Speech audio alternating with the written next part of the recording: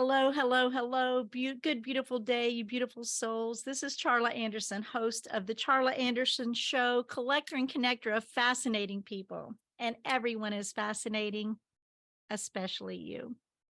We're on this extraordinary winwinwomen.com and winwinwomen.tv platform, and now streaming live on Roku, Amazon Fire, Apple TV, and soon to be on all your favorite podcast channels with Podicize. Today is Wednesday, April 12th, 2023, and we are going to be meeting Miracle Michael and his beautiful wife, Gale, as we relive a most terrifying experience and the miracles and grace that followed. So honored to have you here with us today. Thank you, thank you, thank you for joining us.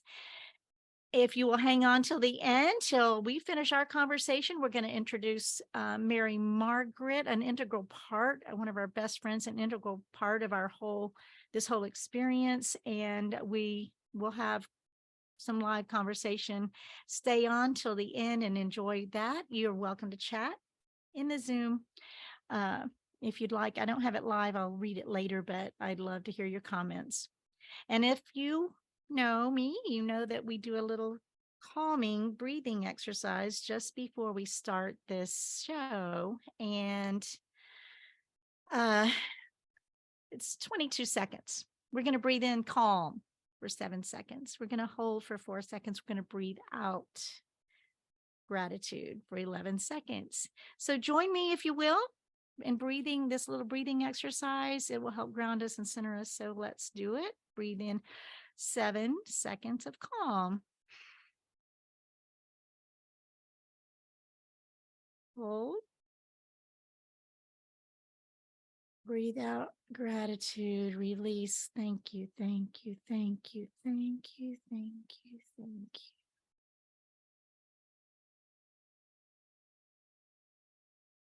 Thank you. Do that anytime you're stressed or have something else going on. It's so calming and easy. It's like a mini meditation. I highly recommend it. So we're going to talk about a day in March 6 years ago that actually I witnessed personally firsthand. And I'm going to just tell a little bit about who Michael was to me and to our little group of friends when I lived downtown Fort Worth. And Mary Margaret was our best friend, and a bunch of us would get together, and her neighbor Michael was always part of it. And all of us loved Michael because, I mean, I'm just talking about at this time, he was who we knew him to be, was such a leader and such a fun man. And he was so, military and big job at Lockheed, all kinds of stuff. And he was such a leader's leader. And he was the most eligible bachelor in the world. We all loved him. And one day we noticed that there was, someone had caught his attention, and it was one of our friends, and Gale caught his attention. And from that point on, we love him so much. And I forgot to say, one of my favorite things about him is, he's just so strong, and he collects antique sewing machines and and sews. And so we were, he has all the bases covered. Still does, by the way. We love Michael. And I wanted to bring them on today to talk about the most miraculous healing that we've witnessed personally. I think most of us would be able to say that. And so his beautiful wife, Gale, in her own words, I'm going to just say what she said about Michael at that time. She says, "Michael chose me. I didn't steal him away from anyone. I was just as surprised by his affection, as were all of our friends. He's the love of my life, and we love and adore each other. We love our friends, and we are so grateful for the love our friends have for us." Beautiful. And I'm going to introduce Gale, they're here with us today, a realtor for 25 years, and she continues practicing real estate in Fort Worth and other counties in Texas. And they love gardening and traveling, and just are a fascinating couple. And I'm so grateful to introduce them to you today. So, Michael and Gale, please introduce yourself. Hi, Michael. I'm Gale. He has So- more to say, but That's it. Yeah. No.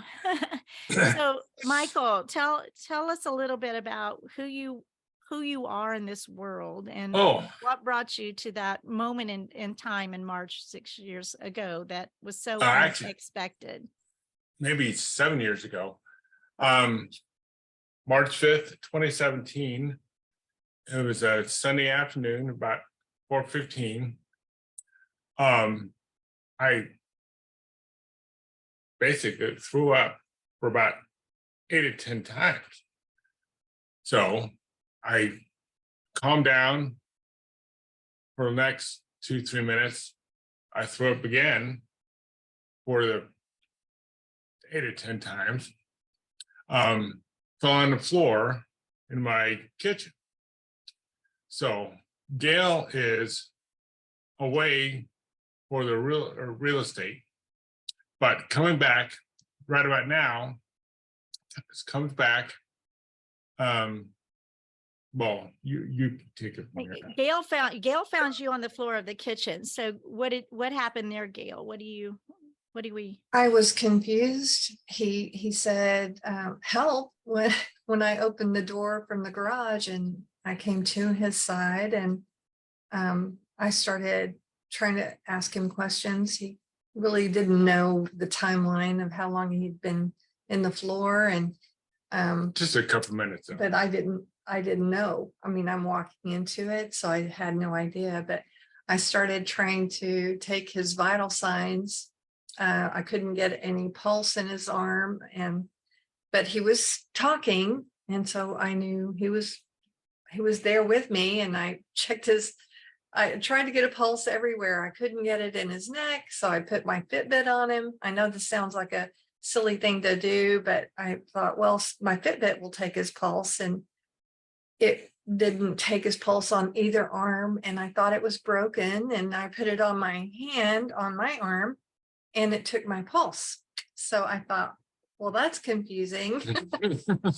And I basically helped him change his shirt. I know this sounds terrible, but Michael is pristine everywhere he goes. So I changed his shirt, and we got him up and took him to the car. He walked to the car. And on the way to the car, he seemed a little unstable, but I got him in, and I thought everything's going to be fine. We got him in the car. It only takes about 5 minutes to get downtown, and I thought we could get him there pretty quickly. So on our drive, he kept apologizing. He kept saying, I'm sorry. I'm sorry. Still sorry today. I couldn't imagine why are you apologizing? And I realize now that he was not well. He just was apologizing for not being well. And Up until then, I didn't have one doctor visit. No broken arm, no nothing at all. In your whole life, that's amazing. he was picture perfect health. So what I know from this point, you got him to the hospital, you got him in, they found, I mean, you were mortified to find out that they had he had split aorta. Is that Well, what it part was? of the reason that they found aorta and even questioned it, other than thinking a heart attack or whatever, was because I couldn't get his pulse with the Fitbit. And when I said this, as the nurses and the triage team were in there, I said, I couldn't get my Fitbit to get his pulse. And she switched her discovery mode. She switched. And later the doctor, when they took him to CT scan and got him back, and they said, what did you say about his pulse? What did you say about the Fitbit? Because that changed the trajectory of whatever they were looking for, right. Which is odd. I had no idea. They don't take your pulse anymore at the hospital. Did you know that? They Are put, you kidding? no, they put things all over you and they put a monitor on your finger, but they don't take your pulse anymore. It's a weird thing, but the pulse was something that answered the question of what they were looking for. So that was interesting. Everything was interesting. The nurse that came in was a Marine, a veteran, Right. and Michael knew about It's his. a lanyard, yellow and red. So Mhm. immediately it took, oh, that's a Marine. That's a Marine, and Michael is always in mode to tell me things about people, and Military. historic military items. So he was giving me the lowdown of what this gentleman did in his profession as a Marine. And the nurse was taken with Michael and cared about him immediately. And Michael is that way. He just is wonderful in that respect. People love him. I know our time's going to be so fast. So I wanted to just move this to where you started calling friends. I know you called Mary Margaret. Mary Margaret called me. Yes. You called friends that had just set up a ham radio system in their home, Susan. Susan that had set and was able to, almost immediately, as soon as you were able to broadcast out, there were prayers around the world. Well, there were, and it was a moment. I did talk to the doctor, and they said, this is a devastating circumstance here. This is very devastating, but we're scrubbing, and we called the team, and they're coming in, and they're going to do this aortic resection. And I was shocked and scared to death. I had no idea what to expect here, except I knew I needed support. And I called Susan, and she said, you have God, and we are going to start praying. And I was really calling Susan because her son is a minister and he could marry us right there. We had our license. We were ready to get married. We had a couple of delays for reasons here and there, but we were ready. And on the way to the hospital, I said, we are getting married today. And people said, okay.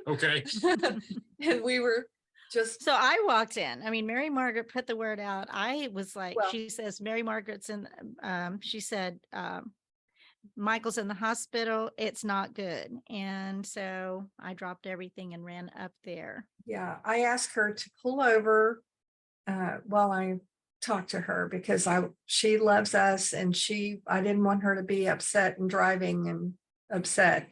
So she said she pulled over, and I had bad news. And I think she must have done a U-turn and come to us. She said she was calling you, and I have Charla. How do you feel about Charla coming? And I said, yes, come on.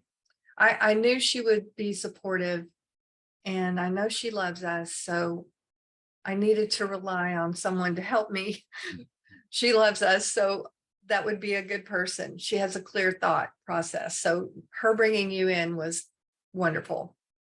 Well, so my perspective of that is I walked in, and I was kind of we were in the still in the emergency room, right? And I think I walked in, and you said, "Are you a minister?" And I was like, you always say that. Well, kind of. And she said, "Are you ordained?" And I was like, no, no. And she said, do you know anybody who is? And miracle of miracles, because these were layers of miracles. It started from her taking him, to the different hospital than she was.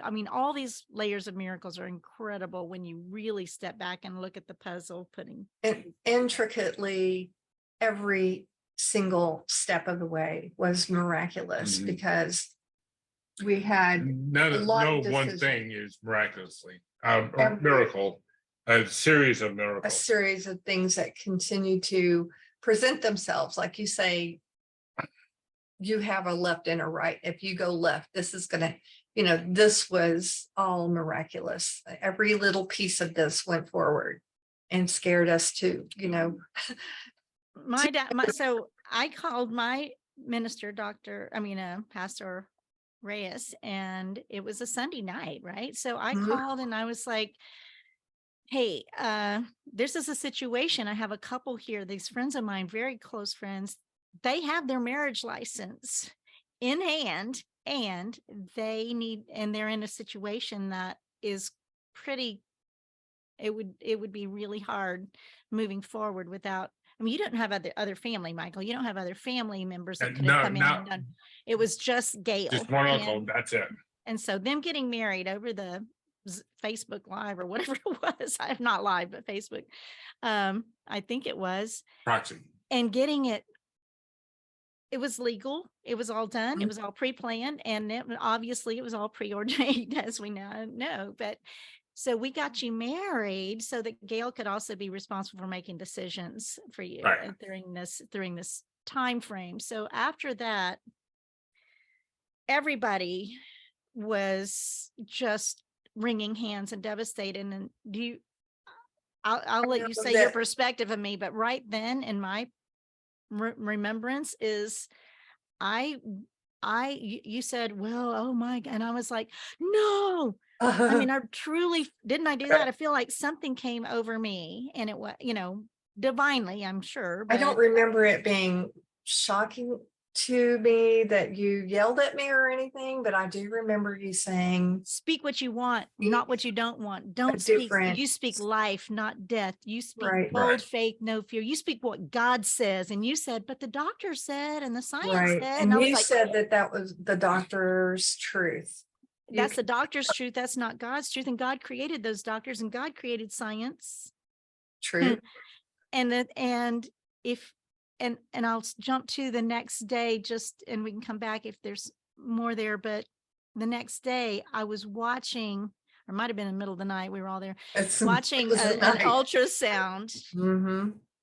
on him, and I was the only one in the The intensive care left ward and at the that right. time. But I watched that heart beating on this ultrasound, and I was like, if God can create it, he can heal it. Mm-hmm. Mhm. And I was very clear on, if he can create it, he can heal it. He created you. He created us. Deuteronomy 7:15 and many other places, you shall be free of every disease. And we often let the doubts flood our minds. So to me, much of the miracle is just speaking what you want. It was hard to not, because you actually have to deal with what's so as well. This is a huge piece to it. You have to deal with what's going on and Right. what's so. Right. And so It was what all was going urgent. on, you had to make decisions. You had to do what was going on, but you didn't have. And I said, do not speak anything negative in front of Michael at all. Mhm. And so who am I to come in and do all that? At the time, I don't know. I mean, you said 2017. Wow. I was thinking it was 18. Okay. But this, I remember now, I was still in my little house. So, Yeah. those things I think are probably one of the most critical messages to get a point, because we so often negate our power Mm-hmm. when we, yeah, but the doctor, and but and we claim things we don't want. We claim the disease. We claim Mm-hmm. the angst, or we claim the anxiety. We claim it instead of Give it life speaking through what our. God wants and Mhm. says. We If give you it speak life what- through our voice.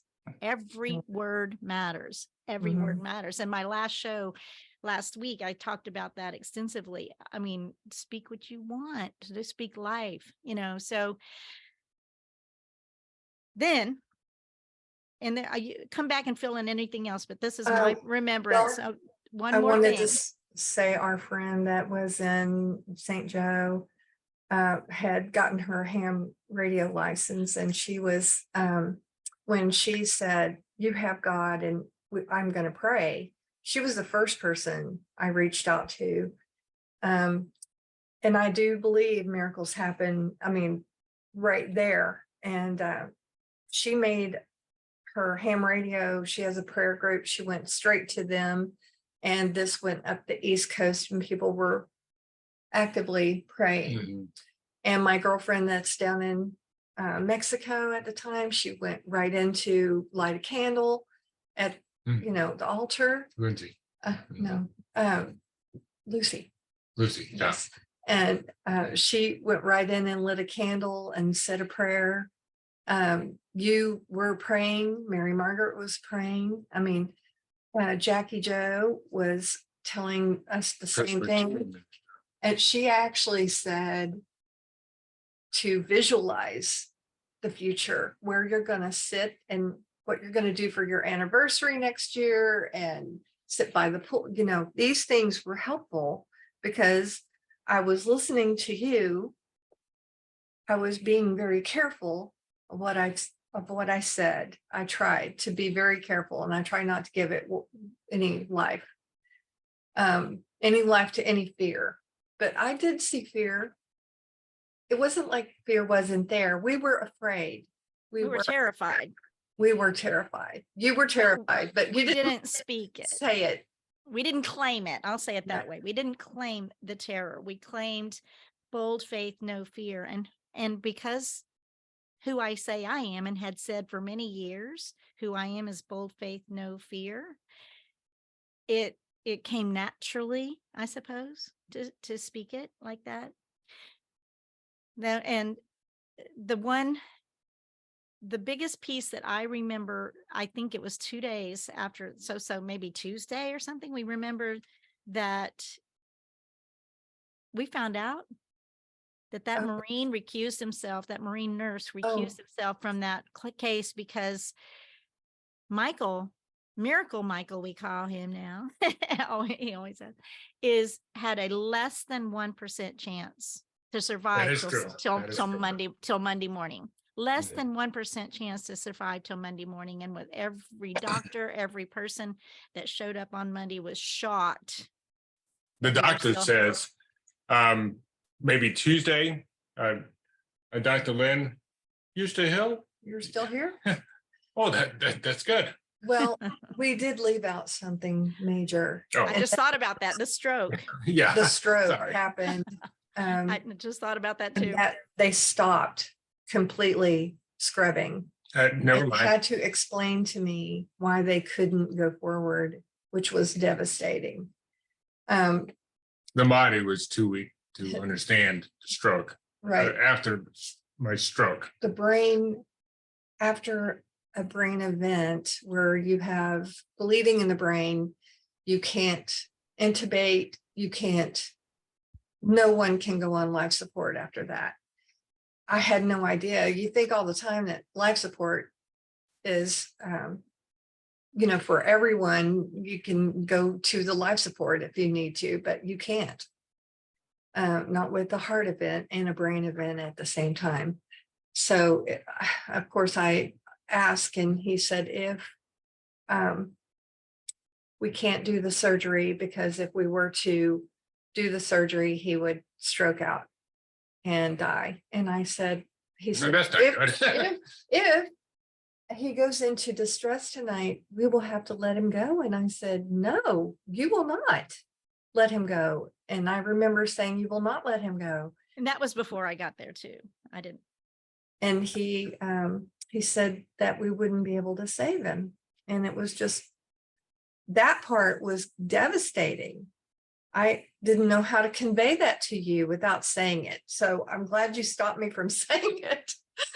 But that was devastating. I was very terrified. So when that was huge. That was a huge piece that we kind of just glossed over a few minutes ago, because when I walked in, he had already had a stroke. They'd already decided he couldn't have surgery, and he was sitting up and able to speak, but partially paralyzed, I guess, on one side. And it just truly was, they stopped the surgery because of that. He was stroking, and that certainly exacerbated the whole thing. And I believe that's probably more when the nurse when the Marine, recused himself because he did, I asked him, can you give him the stroke medication? And they said no. No, too late. That's when he left, because he realized that he was having a stroke and he might not make it. Mhm. So he just was too upset. He was too upset to continue. But we And saw him again, and he was happy to see us. I bet. As a matter of fact, because they couldn't do the surgery, Michael had to go into a whole different situation. He had to go into the ICU unit, For and 3 days. they kept saying that he it was possible that he was a DNR, which was something I told him not to say again in that room. Don't say this in this room. And That means do not resuscitate. So she, Mhm. I mean, Right. for those that don't know that, I certainly know. and someone came into palliative care, and I asked him to leave because I Hospice. did not want to talk about this in front of Beginning and the Michael. We weren't claiming it. You weren't claiming it on your own, right? Before in all of the beginning. Well, So it took some propping up. Thank you very much. Took some propping up, and you were there actually when palliative care was there, and that was that night before the echocardiogram started, and then they did the carotid arteries, and I still to this ask his doctor how he is so vibrant without his carotid arteries. How is that? Either. Because one side was 100% occluded and one side was 65% occluded. So this is a miracle right here. He is a miracle. But his doctors have explained it to me that he has 2 veins in the back of his spine that took over as his carotid artery. Why is that? That is if God can create it, he can heal it. that's because he's a miracle. he can Mhm. find a way. There And are this ways. isn't about religion at all. This is No. about bold faith. This is about hope and healing. And can I ask you, this is, I guess, personal, but it's all personal, but before that day, how strong was your faith? We knew that we both believe. We knew that we both had faith, Mhm. but we never prayed together and since then we do all the time, every day. We pray together. Every single night. Yes, we pray together every day. It gives me chills because I know the truth of you guys is beyond measure.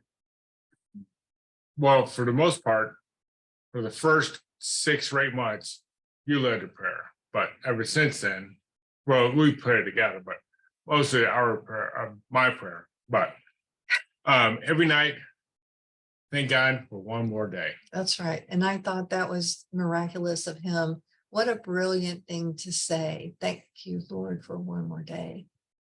It's not for tomorrow. It's for today.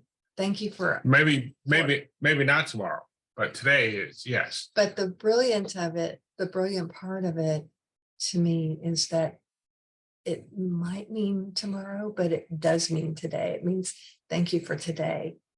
And Not tomorrow. you don't Tomorrow. always have tomorrow. And we knew that then. Mhm. We prayed together. We had another friend who, the friend in the rural area, Susan, she sent Netta, and Netta called Pastor Joseph. Pastor Joseph came in day 2, and he said, Yes. brother, do you want to live That's or right. do you want to die? And Michael said, I want to live. And he said, do you want to pray? And Michael said, yes, I want to pray. Okay. So we started praying. Mhm. So that was our praying life Mhm. that began that day. And well, it began the day of his stroke too, because there we were all praying.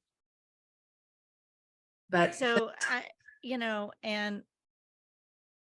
we're coming towards the end of our time, and we'll bring in Mary Margaret. I hope she's here. She's And here. okay, cool. And the recovery. So it was like 3 days of total unknown and all that, and then we started feeling hope and miracle stories. I mean, realizing the miracles were manifesting and working Mhm. in that whole situation. And you have had now almost 7 years, oh my goodness, Mhm. of healing and Isn't it recovery 6? and creating your lives as they are now. And there's 6 years. is it okay? I keep forgetting. Okay, so one of the ways of dealing with each other, there's been a learning curve, because after a stroke you had some residual issues, right, Michael? And Oh yeah, still today, but what's it's the a lot hardest better than. part? What's the hardest part? Well, I have aphasia. So aphasia means the intellect and intelligence is in my head, but not out my mouth right now. Sometimes it's good, sometimes it's not so good. So it's harder to bring those words that you have in your heads Yes, to fruition. Okay. especially my college career was undergraduate for speech communication. I really don't. I don't understand engineering, but I do apply English. But so the words are the hardest part right now. You're yes, just right now. You've got something you want to say, and it's hard to come out. So can I call you out on something? I sure. mean, this is live TV, right? So you just said I have it. What if but what if we quit claiming it, just like we quit claiming that there was some, we quit claiming it. We claim what we want, not what we don't want. I speak perfectly, beautifully, and it is what's so. You deal with it. Didn't have a stroke either. Didn't have a stroke. But it's a similar, I mean, it's not as life or death situation as we were in with you, but just a thought. Sorry. And because sometimes we don't hear ourselves, right? Sometimes we don't. We need accountability a little bit to just food for a thought. Maybe I hadn't thought of it that way. And so Gale, we brushed through a lot of it. It is time for us to bring in Mary Margaret for sure in just a moment. But tell me where you are now and your and if we missed anything you really wanted to say. Well, I feel like I wanted to say they sent you home after how long? 2 weeks in the hospital.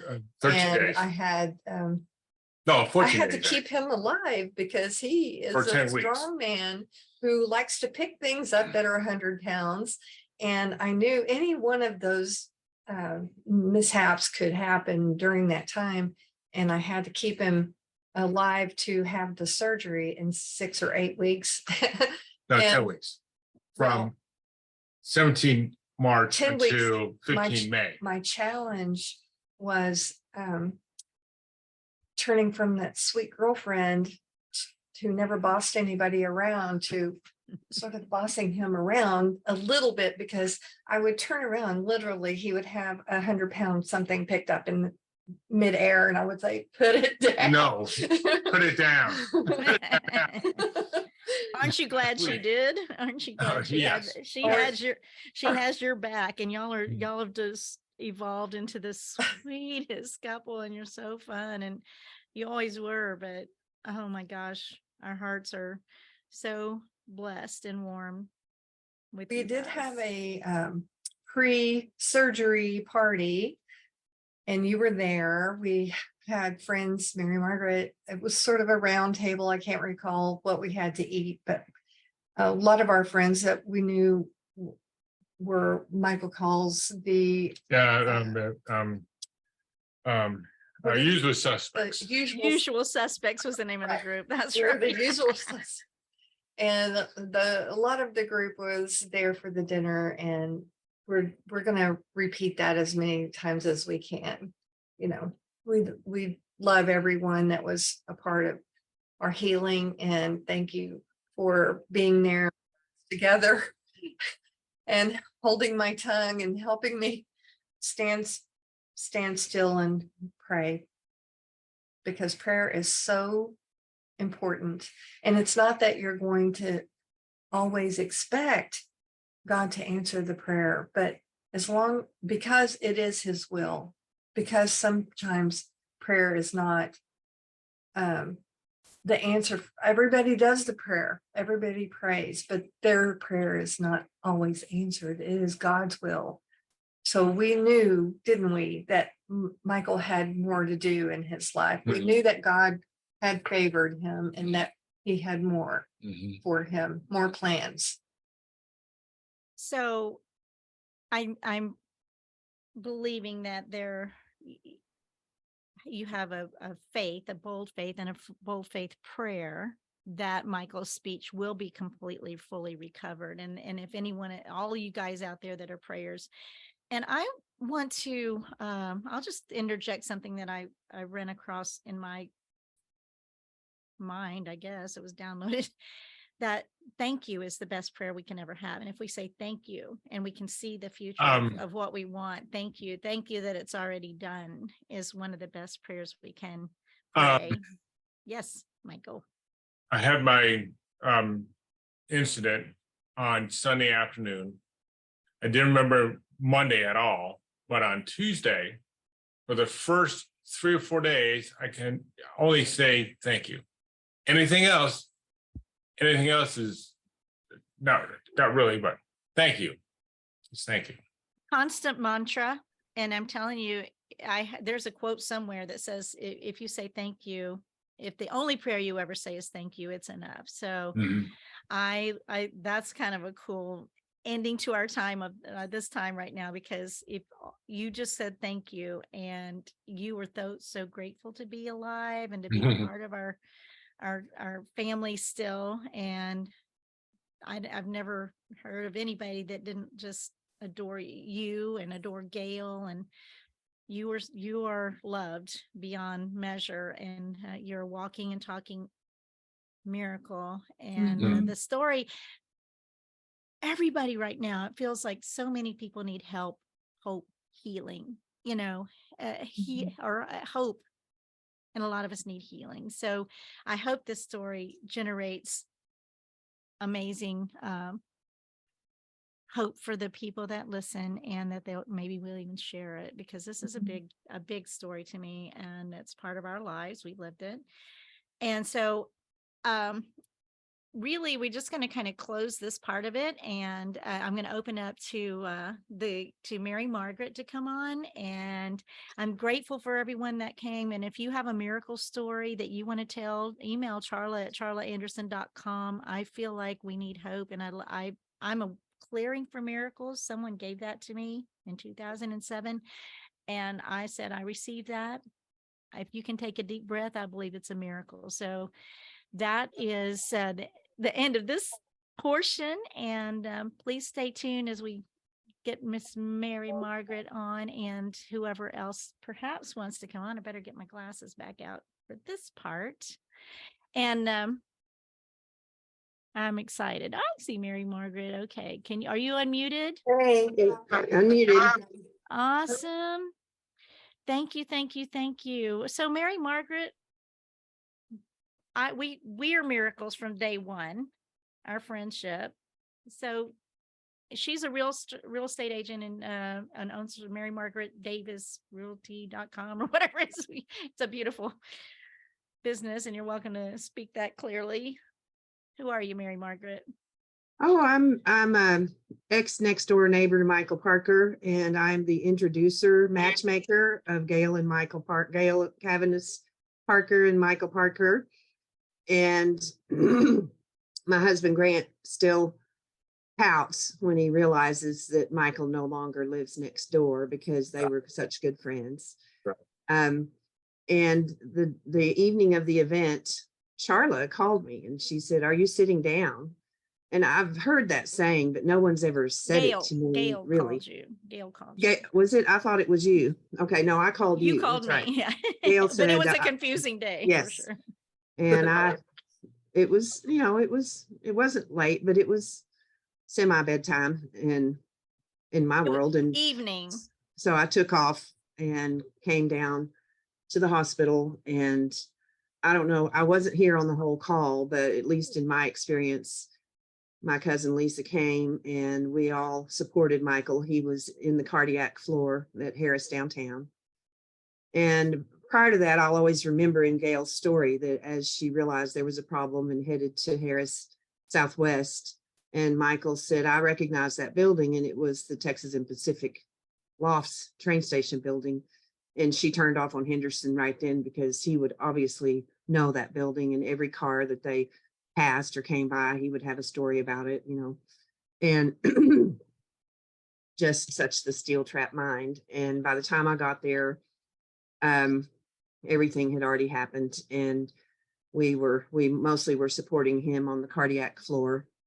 And I remember the next morning early, he was shaving with his electric shaver, so he still had all the automatic things. And we were all just sitting in his room visiting. And then I came out to the area, the circular hallway, and I saw Nancy Mitchell, who has a pet walking service. So I had never seen her as her real job, the RN position. And she was the release nurse for rehab or home on that cardiac ICU type floor. And so I came into her vision and said hello, and she realized who I was there for. And she got this really sad, her eyes turned down at the corners, and she said, "You won't be needing me." Literally said that to me. And there was only one way to interpret that. And when I came back to Michael's room, and he didn't realize, but he was standing up and they were changing his bed, and his little gown was all open in the back right to the door. And I'm like, well, maybe It's too late now. It's too late now. After Yeah. it's too late now. But Gale and I at a point walked out to the nurse's stand to ask a question, and the doctor, maybe the surgeon, was facing away from us at his computer, and Gale had asked a question about his stroke or whatever. And that doctor, not knowing we were standing there, said, "Oh yeah, it's a big old stroke."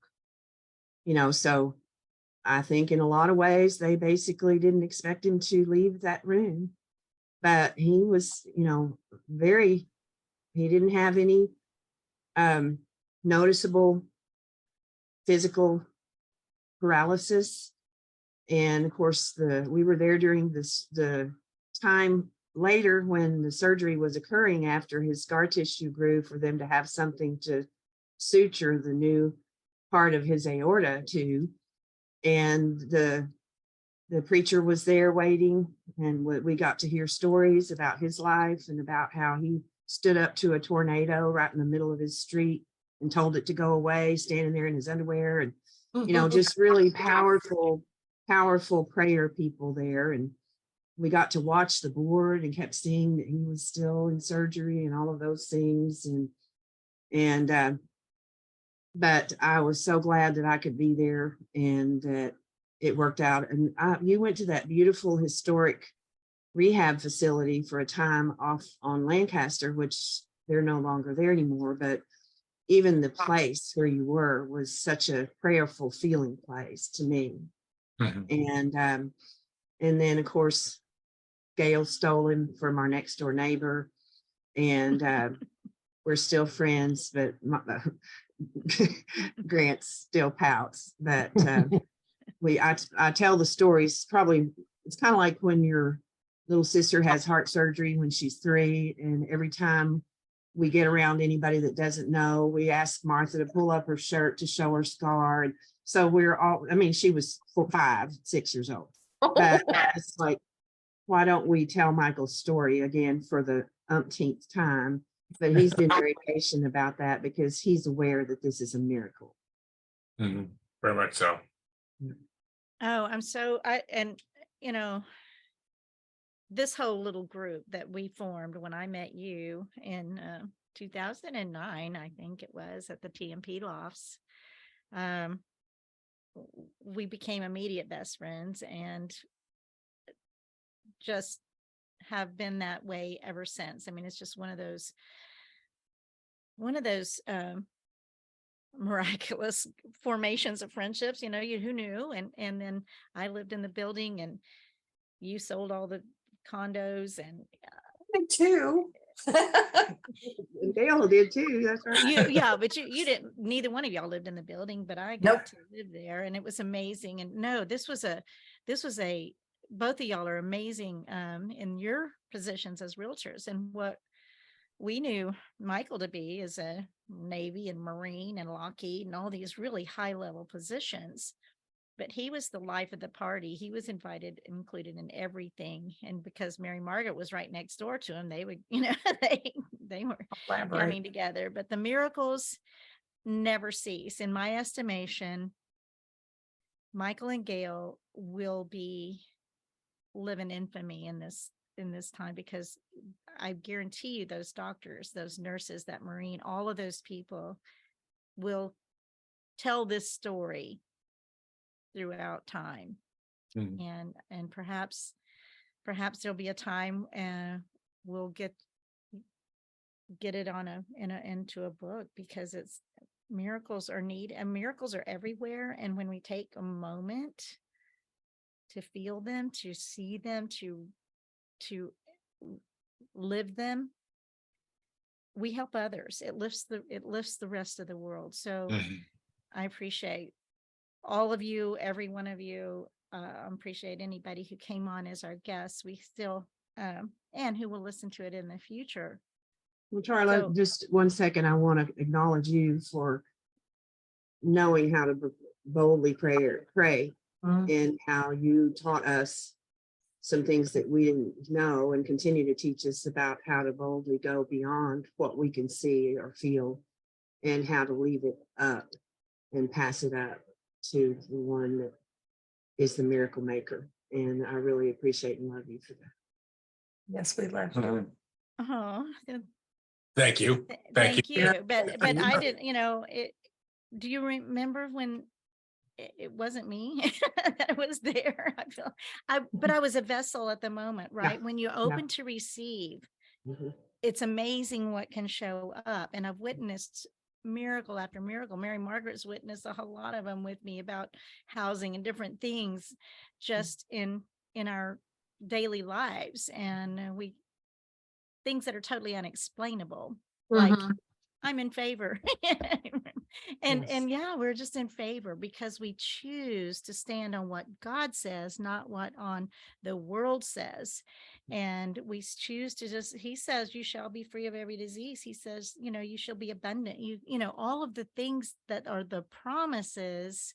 And this isn't religion, by the way. There's not an ounce of religion in this conversation. This is relationship. This is relationships. This is people loving people, and people serving people, and people listening to their higher self, the God, our God. And so I sometimes people think it's religion when you talk this way, but it's not, in my estimation anyway. It's just love, unconditional love. It's infinite love. It's the hope for the hopeless, and speaking what you want, not what you don't want. I'll never stop saying that. It's my theme. It's such a running theme. And I was given, trying to figure out where this show is going, and how, the 7th show today already. I can't even believe that. First guest. And I'm so grateful for Michael and Gale to have said yes. When intriguing opportunities present themselves and you say yes, things show up. So that's what we've done here. And you've shown up, and you've shown up beautifully, and you've told your story. And Mary Margaret, who is such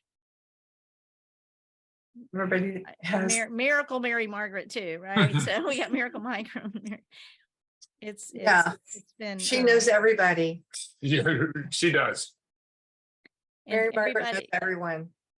certainly in the DFW Fort Worth area for sure, and probably Texas and maybe the world. I don't know. Now the world. And Snyder. Including Snyder Snyder. Mhm. And I see some other folks on here, Janie and Kelly, and I don't have my whole list up, but I Love you and love the story of hope and continuous working with the divine light and sharing it always. Thank you, Charla. You're a light in yourself. Thank you. Aw.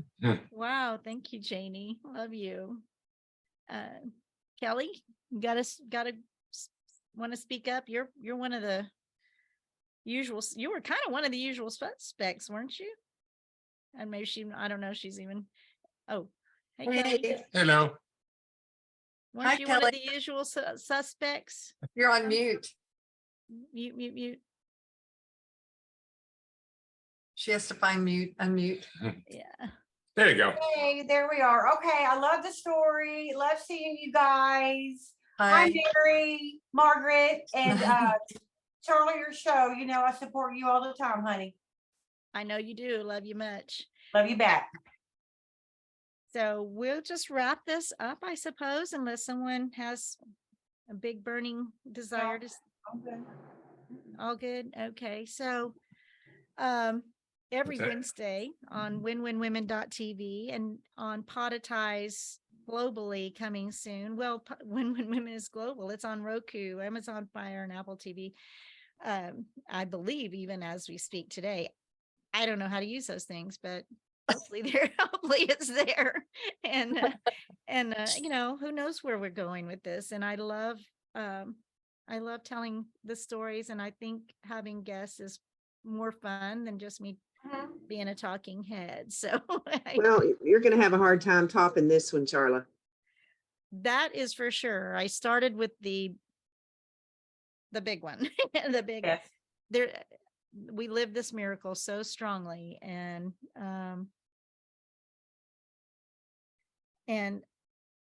I appreciate that each of you that listen to this take a moment to just be centered, listen to your spirit, listen to your soul, listen to your heart, and get clear.